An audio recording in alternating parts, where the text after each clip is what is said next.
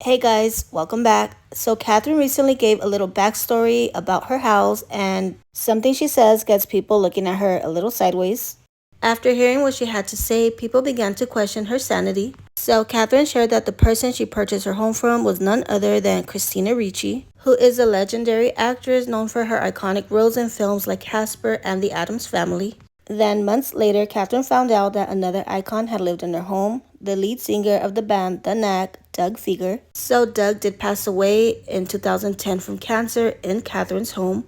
And so here's where Catherine's story gets people looking at her sideways. People feel like Catherine has a few loose screws after sharing that she can see spirits and says she saw Dan Fieger's spirit playing piano in her home. So now I will go ahead and play that clip for you guys. Okay, so I want to share something. And I'm gonna be honest, I actually never thought that I would come on here and talk about this. I don't know why, it just didn't cross my mind.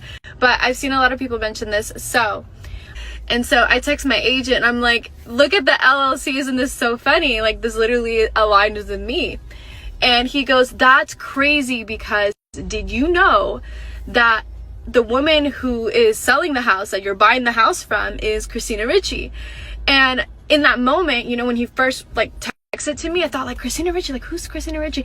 And it didn't register yet, right? Mind you, like, I love Christina Ricci. Like, I love her movies. I love her as an actress. She's an icon. And so this is the craziest part, is I was channeling Wednesday for days, like literally days. Like, even my friend who was at my house at the time, I told her like a couple days before, I'm like, I don't know why I'm thinking about Wednesday.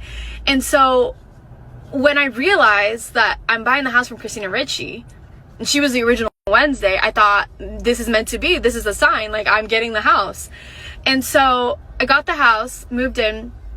Months later, I find out that another icon that lived in my house before her, so not like the person like before her, but like a couple years before that, there was this guy that lived there who was the lead singer of a band from the 70s or 80s. I think we're in the 70s. And he had one of the most iconic songs. You guys would know what it is.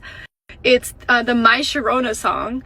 And he lived there, and he was super artistic. And what's interesting about him is he actually passed away in my house, which I didn't find out until way later. I was already moving in, and I had seen a spirit in my house, and he was playing the piano. He was on my piano playing the piano. And I thought, like, because I mean, this is another topic, but I can see spirits. And so I thought, like, I wonder who that is. And it didn't give me like bad vibes. It was like very good energy, very artistic. And then I find out months later, I'm at our house. I'm at this furniture store, and I'm purchasing furniture. And the lady at the front goes, oh, you're Catherine. You just bought Christina Ricci's house. And I was like, yeah. I'm like, oh my gosh, like, how do you know that? She goes, well, because my neighbor is my neighbor is her sister. Her sister lives in that house. And she goes, back when I can't remember his name right now, but the lead singer of My Sharona, when he lived there, Sharona, like the girl from the actual song, accidentally knocked on her sister's door looking for him, and she like went to the wrong house accidentally. And she was like, oh, what's your name? She goes, oh, I'm Sharona. And like, she told her, like, oh, that's like a real girl. And I guess like he was helping her, or she was helping him on the final days of him being here on Earth. So now we will get into what the public had to say regarding Catherine's little story time. As I told you guys, a lot of people think that Catherine is losing it. This person said, this lady is so possessed. You need help, Catherine. I can no longer watch her. She's cuckoo. I'm really concerned for her mental health. She's like not okay. I feel like somebody did something to her to act this way. I feel so bad. She needs to read the Bible for real. Why does everything have to be a sign? Not everything has to mean something. Why can't things just be? This person said her new man's doing something to her. How does anyone find her normal anymore? It takes two people to make a marriage work. Stop blaming Austin for the divorce. She is cray in so many ways. She got way too deep into weird things. She needs a real job to snap her back into reality. Talking into a camera has definitely gotten to her head. So Austin was the normal one? Girl, huh? She needs the Lord. This is sad.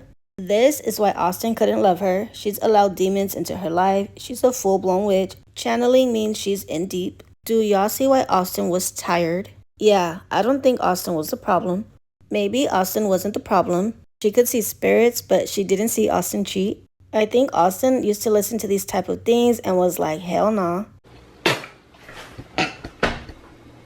Austin. Oh, hell no.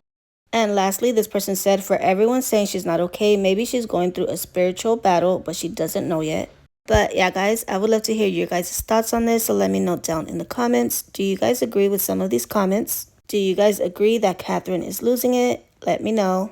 But that is all I have on this video, so thank you guys so much for watching. Don't forget to like, comment, share, and subscribe, and I will see you guys in my next video.